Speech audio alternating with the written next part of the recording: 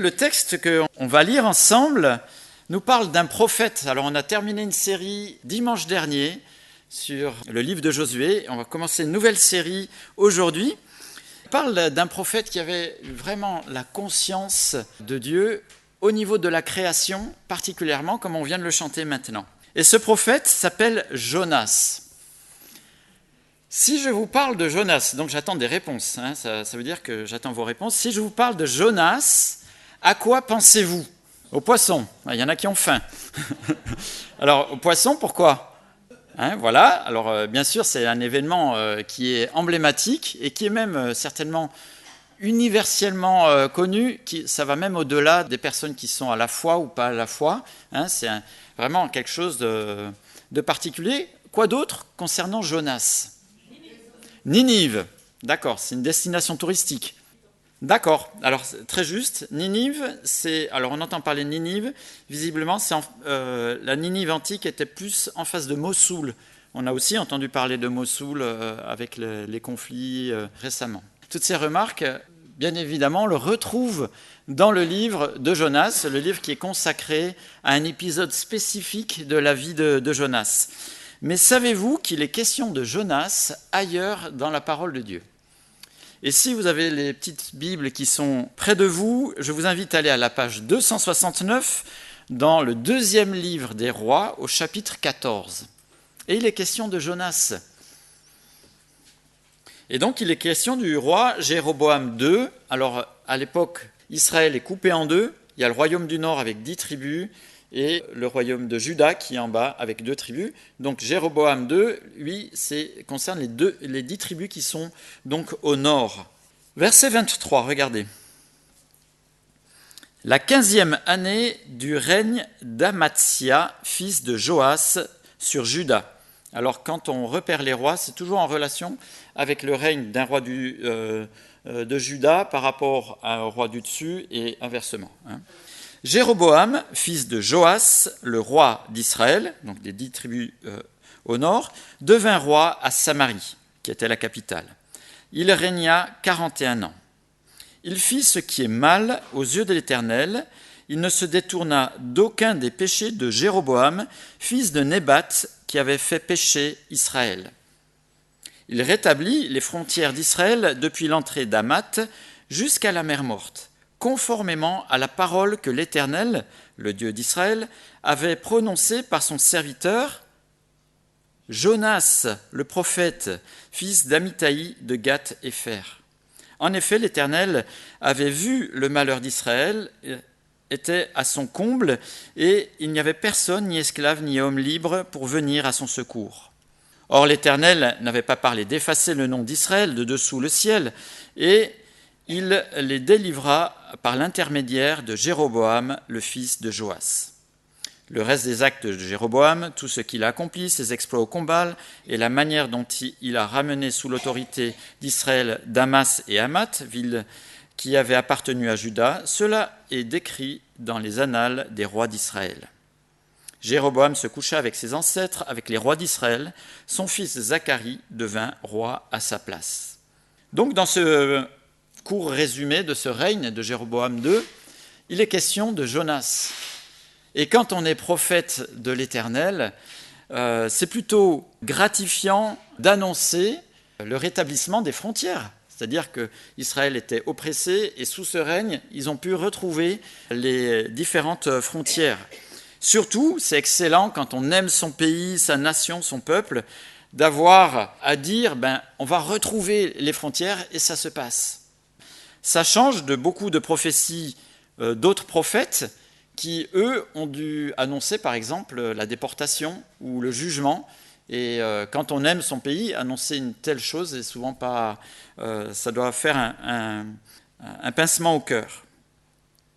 Mais pour Jonas, s'il a eu la joie de pouvoir annoncer le rétablissement de ses frontières, ça a été beaucoup moins grisant pour lui et pour son sentiment national d'être le prophète qui a été sélectionné pour annoncer la repentance à l'ennemi juré. C'est-à-dire à Ninive, comme on l'a dit, Il a été appelé par l'Éternel pour appeler à la repentance Ninive. Ninive, c'est les Assyriens, et les Assyriens étaient la puissance étrangère, hostile, et qui faisait de nombreux raids en Israël. Si on devait comparer, l'histoire de Jonas pourrait être comparée à l'histoire d'un prophète juif qui, dans les années 1930-40, est appelé à Berlin pour appeler les Berlinois de l'Allemagne nazie à se repentir. C'est à peu près ça que lui demande l'Éternel de faire en allant à Ninive et de prophétiser, d'appeler à la repentance. Alors, si on était dans le cas de Jonas, je pense qu'on aurait fait certainement pareil. Aller dans un endroit qui est le nid de vipères de nos ennemis jurés, on aurait certainement pris la direction opposée et on aurait certainement pris le premier paquebot venu pour aller, je ne sais pas, de l'autre côté, aux États-Unis ou ailleurs. Parce qu'en effet, l'Éternel va demander à Jonas de partir de là où il est, de la Samarie triomphante, et d'aller à 800 km pour aller dans la ville assyrienne de Ninive, pour annoncer la repentance. Il faut savoir que les Assyriens, en termes de cruauté, avaient, je pense, à peu près autant d'égal que les nazis ou l'État islamique. Vous trouverez facilement, en regardant sur Internet, si vous tapez « cruauté assyrienne » dans le moteur de recherche, vous trouverez assez facilement tout ce dont ils étaient capables. Par exemple, il y a un texte qui est écrit de leurs mains et dont ils sont assez fiers, c'est donc, vu qu'ils l'ont écrit d'eux-mêmes, qui dit ceci. « Je bâtis un pilier devant la porte de la ville et j'écorchai tous les chefs qui s'étaient révoltés contre moi. J'étalai leur peau sur le pilier. Certains d'entre eux, je les emmurais dans le pilier. D'autres, je les empalais sur des pieux. Je coupais les bras, les mains. D'autres, je coupais le nez, les oreilles. J'arrachais les yeux de nombreux soldats. Je fis une pile de vivants et une autre de têtes. » Ça, c'est les Assyriens. Et Dieu demande au prophète Jonas d'aller prêcher la repentance dans la capitale des Assyriens. Malgré cette difficulté, malgré l'ampleur de ce que Dieu demande, ce que l'on va pouvoir voir ce matin, c'est qu'il vaut mieux être là où l'Éternel nous attend, même si ça dépasse notre entendement. Et être là où le Seigneur nous attend, c'est être dans la présence de l'Éternel. Très intéressant ce texte que l'on va pouvoir lire au premier chapitre du livre de Jonas, mais juste avant la lecture, j'ôte une ombre qui est souvent sur ce livre et qui plane souvent sur ce livre. Est-ce que le livre de Jonas est-il vrai ou est-ce qu'il ne l'est pas ? Est-ce que c'est plutôt une fable, un mythe, une allégorie, une pièce de théâtre, quelque chose de ce style, ou est-ce que c'est une histoire vraie ? Alors, il a été question de poissons, c'est surtout cet aspect-là qui pose beaucoup de questions. Et alors, je vous avouerai que je ne suis pas un grand spécialiste de la pêche au gros, ni des poissons. Je ne sais pas s'il y en a parmi nous. Mais toujours est-il que dans la Bible, on a une attestation massue, évidente, qui nous montre que cette histoire est vraie. Allez à la page 626, où vous trouverez le 12e chapitre de l'Évangile de Matthieu, le verset 38. Page 626, Matthieu, chapitre 12, le verset 38. C'est un passage avec Jésus, bien sûr, où il y a quelque chose qui lui est demandé. Verset 38, chapitre 12 de Matthieu. « Alors quelques-uns des spécialistes de la loi et des pharisiens prirent la parole et dirent « Maître, nous voudrions voir un signe miraculeux de ta part. » Entre parenthèses, il y en avait eu quelques-uns et nombreux avant. Il leur répondit « Une génération mauvaise et adultère réclame un signe miraculeux. Il ne lui sera pas donné d'autre signe que celui du prophète Jonas. En effet, de même que Jonas fut 3 jours et 3 nuits dans le ventre d'un grand poisson, de même le Fils de l'homme sera 3 jours et 3 nuits dans la terre. Lors du jugement, les habitants de Ninive se lèveront avec cette génération et la condamneront, parce qu'ils ont changé d'attitude à la prédication de Jonas. Or, il y a ici plus que Jonas. Alors dans ce texte, on voit clairement que Jésus cite précisément l'histoire de Jonas. Et pas uniquement l'histoire de Jonas, mais particulièrement la partie avec le poisson, avec les termes spécifiques. Et cela pour le mettre en relation avec sa mort et sa résurrection. Alors, soit Jésus dit quelque chose de faux, soit Jésus dit quelque chose de vrai. Alors, on a l'attestation qui dit quelque chose de vrai, parce qu'il le met en relation avec sa résurrection et qu'effectivement, il est mort et ressuscité. Donc, Jésus, faisant le lien entre les deux, nous donne une attestation évidente que l'histoire de Jonas, même si elle est incompréhensible à nos habitudes, à tout ce qui se fait habituellement, l'histoire de Jonas est une histoire qui est vraie. Et que ce n'est pas une fable, ce n'est pas une pièce de théâtre, ce n'est pas une allégorie, c'est une histoire qui est vraie. Alors, on va la lire, et je vous invite à chercher le livre de Jonas au chapitre 1, donc c'est dans les petits prophètes, à la fin de l'Ancien Testament, page 594. La parole de l'Éternel fut adressée à Jonas, fils d'Amittai. « Lève-toi, va à Ninive, la grande ville, et crie contre elle, car sa méchanceté est montée jusqu'à moi. » Jonas se leva pour s'enfuir à Tarsis, loin de la présence de l'Éternel. Il descendit à Jaffa, il trouva un bateau qui allait à Tarsis, il paya le prix du transport et s'embarqua pour aller avec les passagers à Tarsis, loin de la présence de l'Éternel. L'Éternel fit souffler sur la mer un vent impétueux, et il s'éleva sur la mer une si grande tempête que le bateau menaçait de faire naufrage. Les marins eurent peur. Ils implorèrent chacun leur Dieu. Et ils jetèrent dans la mer les objets qui étaient sur le bateau afin de l'alléger. Jonas descendit au fond du bateau, s'étant couché et dormait profondément. Le capitaine s'approcha de lui et lui dit « Pourquoi dors-tu ? Lève-toi, fais appel à ton Dieu. Peut-être voudra-t-il penser à nous et nous ne mourrons pas. » Puis ils se dirent l'un à l'autre « Venons, tirons au sort pour savoir qui nous attire ce malheur. » Ils tirèrent au sort et le sort tomba sur Jonas. Alors ils lui dirent « Dis-nous, qui nous attire ce malheur ? Quelle est ton occupation et d'où viens-tu ?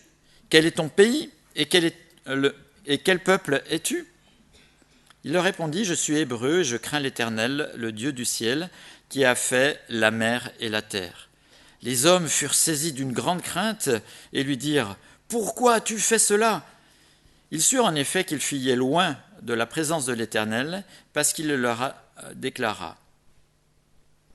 Ils lui dirent « Que ferons-nous pour que la mer se calme envers nous ?» En effet, la mer était de plus en plus déchaînée. Il leur répondit « Prenez-moi et jetez-moi dans la mer, et la mer se calmera envers vous, car je sais que c'est moi qui attire sur vous cette grande tempête. » Ces hommes ramèrent pour gagner la terre ferme, mais ils ne purent pas y arriver, parce que la mer était toujours plus déchaînée contre eux. Alors ils s'adressèrent à l'Éternel et dirent « Éternel, ne nous fais pas mourir à cause de la vie de cet homme, et ne nous charge pas du sang innocent. En effet, toi, Éternel, tu fais ce que tu veux. » Puis ils prirent Jonas et le jetèrent dans la mer. Et la mer et la fureur de la mer s'apaisa. Ces hommes furent saisis d'une grande crainte de l'Éternel. Ils offrirent un sacrifice à l'Éternel et firent des vœux. L'Éternel fit venir un grand poisson pour avaler Jonas, et Jonas fut 3 jours et 3 nuits dans le ventre du poisson. Avant qu'on puisse s'arrêter sur peut-être ce qui est central dans ce texte, j'aimerais peut-être qu'on puisse voir 2-3 choses avant. La localisation de Tarsis, là où va Jonas, n'est pas vraiment certaine. On pense habituellement que c'est en Espagne, mais ça pourrait être en Tunisie ou en Sicile. Peu importe, c'est carrément à l'opposé de là où il devait aller. Et puis, il devait faire 800 km dans un sens et il va en faire presque 3000 à 3500 dans l'autre. Donc en fait, Jonas va se trouver à 4000 kilomètres de là où l'Éternel l'envoyait. On a chanté tout à l'heure « Je connais le Créateur du monde ». Et ici, on a un texte fantastique qui nous montre que l'Éternel est maître de la création, capable de faire démarrer cette tempête, capable de l'arrêter en un instant. Je pense que pour les marins qui étaient des professionnels, de voir tout d'un coup la tempête démarrer et puis tout d'un coup s'arrêter d'une manière brusque, c'est quelque chose qui est marquant. Je ne sais pas si vous avez déjà été dans une tempête, mais je peux vous dire que c'est particulier, surtout quand on est dans l'eau et pas dans un bateau, dans une tempête. C'est assez fort de voir la force que peut avoir la mer. Mais j'ouvre juste une parenthèse qui est excellente à nous qui avons l'habitude de lire la parole de Dieu. C'est-à-dire que là, on a un épisode avec une tempête où on voit la puissance et la force de l'Éternel. Et tout à l'heure, on lisait dans les évangiles, et dans les évangiles, il y a aussi un passage qui est comme ça, avec Jésus et ses disciples, où ils sont terrifiés. C'est aussi des professionnels de la mer, de l'eau. C'est pas une mer, c'est plutôt un grand lac. Et tout d'un coup, ils sont saisis de terreur au milieu d'une tempête. Et Jésus, d'un mot, calme la tempête. Les disciples, ils connaissaient l'histoire de Jonas. Pour eux, les disciples, seul l'Éternel est capable de pouvoir avoir le contrôle sur les éléments. Et là, ils voient Jésus avoir le contrôle sur les éléments, donc ils ont compris qui était Jésus. Jésus est Dieu. Et c'est pour ça de mettre en relation les passages que Dieu a consignés d'une manière régulière dans la parole de Dieu, c'est pour donner un éclairage aussi de sa révélation aussi au travers de Jésus. Alors, il n'est pas que question de Jonas dans ce texte, il est question aussi des marins. Et visiblement, ces marins sont des professionnels, ils savent y faire quand il y a une tempête. Mais, comme ils connaissent bien la mer, ils se rendent compte que cette tempête n'est pas habituelle. Ils vont aussi considérer l'inaction des divinités auxquelles ils s'adressent au moment où il y a cette tempête. On en a parlé, mais on voit à nouveau ici que, d'une manière évidente, la stérilité de toutes ces divinités ou ces autres croyances. C'est bien beau la tradition, c'est bien beau la culture, c'est bien beau tous ces aspects qui sont souvent en lien avec les peuples, avec les habitudes, mais quand on est face à quelque chose de concret, de réel, de vivant, et seul l'Éternel est actif. Et ça, Dieu va le montrer d'une manière régulière, génération après génération. Toutes ces divinités, toutes ces superstitions, toutes ces choses qui sont faites sont stériles. Seul l'Éternel est actif. Et ici, les marins l'ont très vite compris. Dès que Jonas déclare pour qui il est le prophète, ils n'ont pas besoin d'heures et d'heures de théologie, d'enseignement, etc., pour qu'ils s'en remettent réellement à lui. Et en somme, ce que vivent les marins ici est intéressant pour nous. C'est-à-dire que leur professionnalisme, leur croyance traditionnelle, l'énergie qu'ils ont mis à essayer de se sauver eux-mêmes, n'a servi à rien. Seul l'Éternel a réussi à les sortir de ce péril. Et c'est un peu pareil pour nos vies. Ce que l'on a pu capitaliser avec notre expérience, avec ce qu'on a pu mettre de côté, dans nos assurances, dans beaucoup de choses, notre expérience, nos croyances traditionnelles, ce qu'on a essayé de bien faire, ne nous sortira pas de la tempête du jugement de l'Éternel. Seul l'Éternel peut nous sortir de la tempête du jugement qui tombera sur chacune de nos vies au travers de Christ. Et tout ce qu'on a pu faire, tout comme les marins, ils ont essayé de bien faire, n'a servi strictement à rien. Seul l'Éternel peut nous sortir de la tempête du jugement certain qui tombera sur toutes nos vies, au travers de Christ. Alors revenons à Jonas. Jonas, ce n'est pas un sous-prophète, c'est un vrai prophète. Jonas est un vrai prophète, et si on regarde bien, il sait et il connaît bien l'Éternel. Il sait que s'il va à Ninive, le risque, c'est que les Ninivites se repentent. Et lui, il n'a pas envie. Il sait aussi que l'Éternel est souverain sur sa création. Il sait très bien que la tempête est dirigée parce qu'il désobéit, il va à l'encontre de ce que Dieu lui demande. Et il sait très bien que pour l'arrêter, le problème, c'est lui. Donc, Jonas est quelqu'un qui connaît très bien l'Éternel.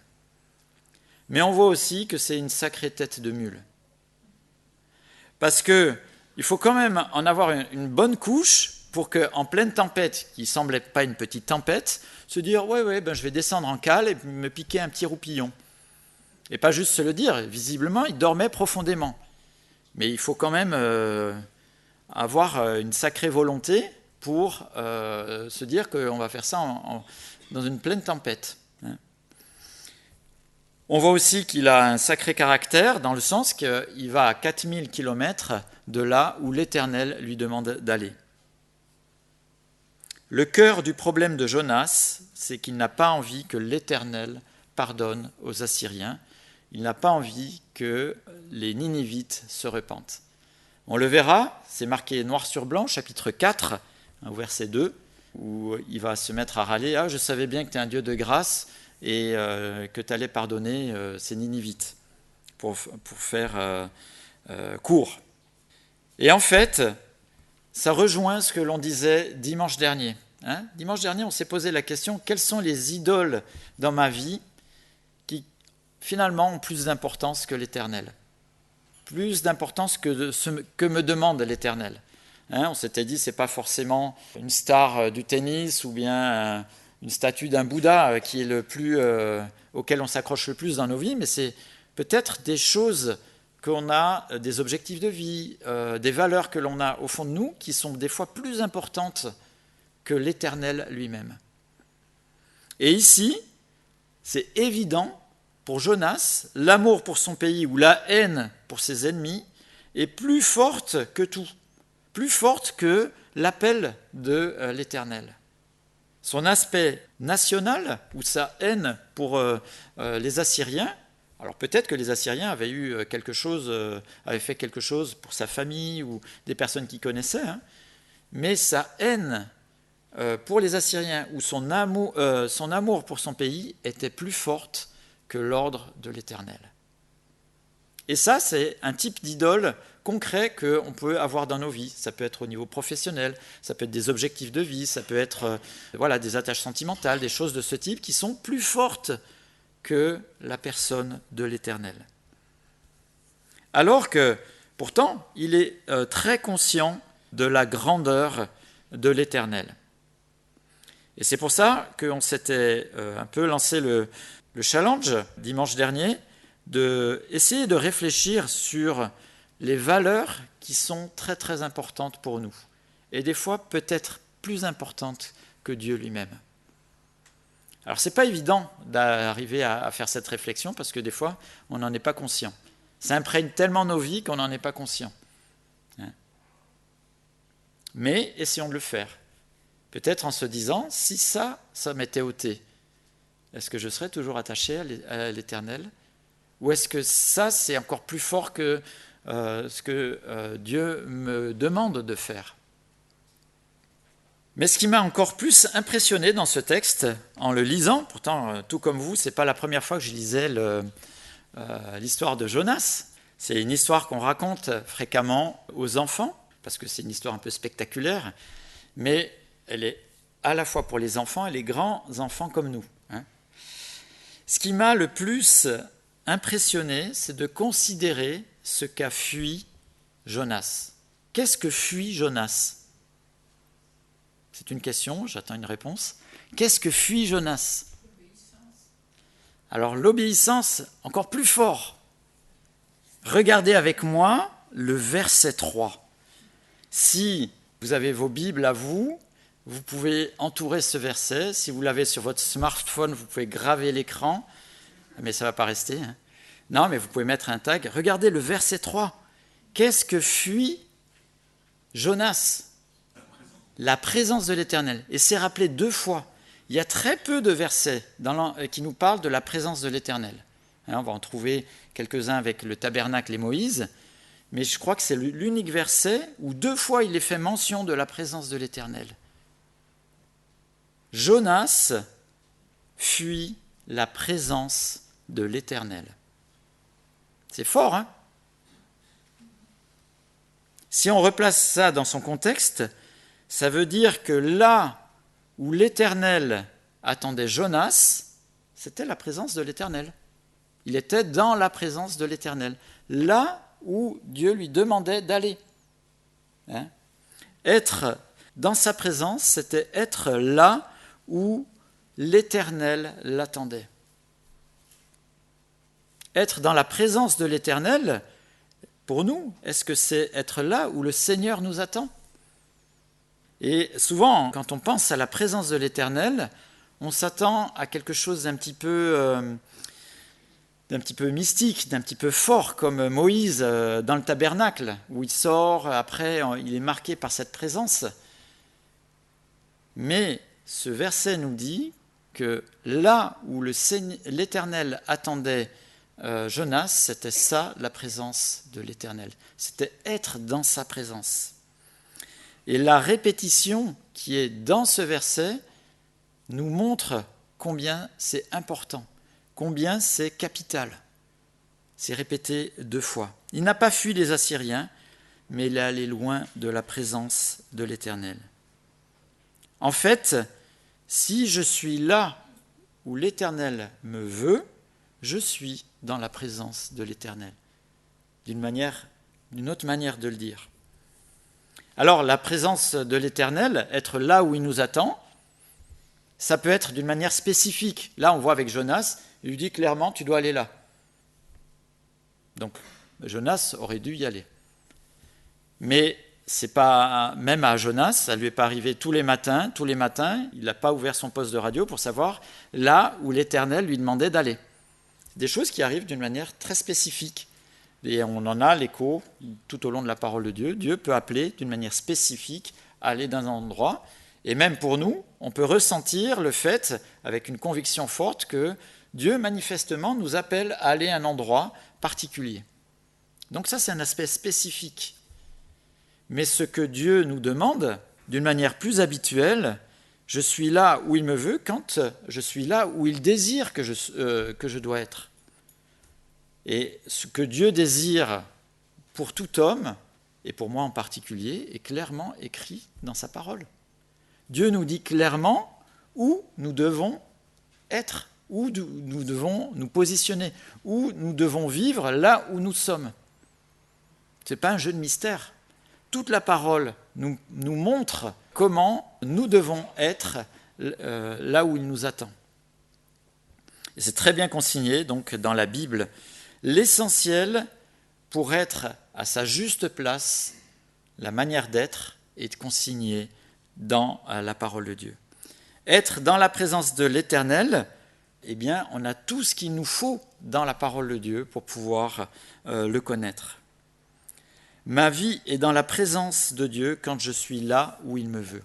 Et je suis là où il me veut quand je vis ce qu'il demande. Alors ça m'a beaucoup encouragé parce que ça ne dépend pas de ce que je suis de capacité particulière. C'est-à-dire que chacun d'entre nous, là où nous sommes, quel que soit notre âge, nos facultés, etc., on peut répondre à ce que Dieu nous demande simplement dans la parole de Dieu. Je suis dans la présence de l'Éternel si je vis ce qu'il me demande. Alors bien sûr, toute la parole est à considérer, et c'est vivable, bien sûr, c'est faisable au travers de Christ. Et ce n'est pas quelque chose de particulier, un instant un peu mystique, où je vais avoir une connexion toute particulière, spéciale, à un moment donné. Non, Dieu ne nous donne pas juste à vivre, juste des instants avec lui. Il veut vivre tous les instants avec nous.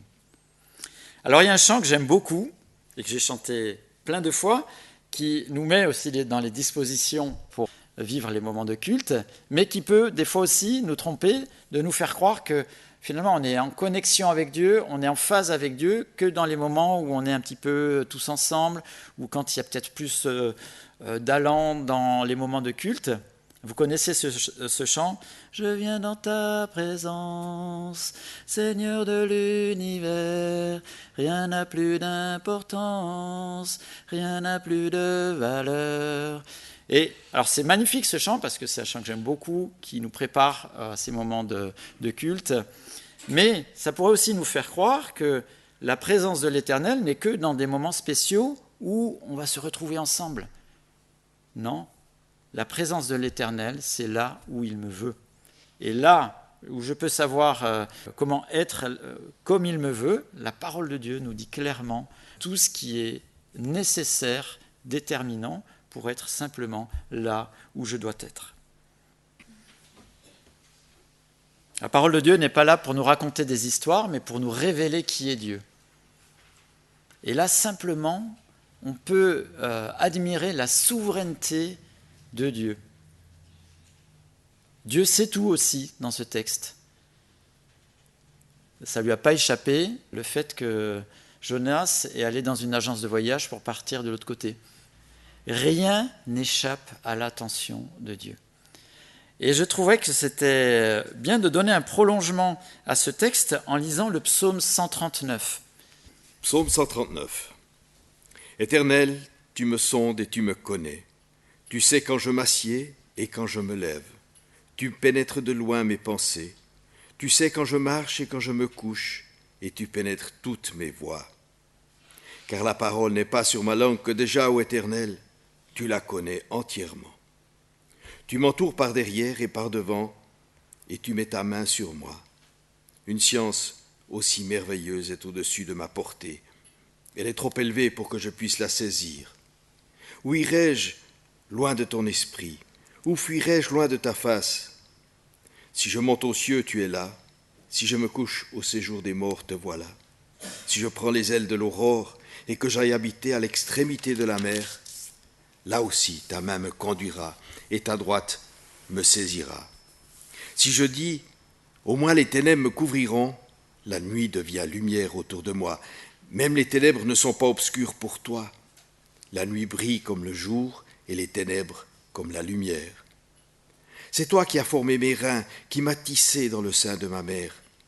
Je te loue de ce que je suis, une créature si merveilleuse. Tes œuvres sont admirables, et mon âme le reconnaît bien.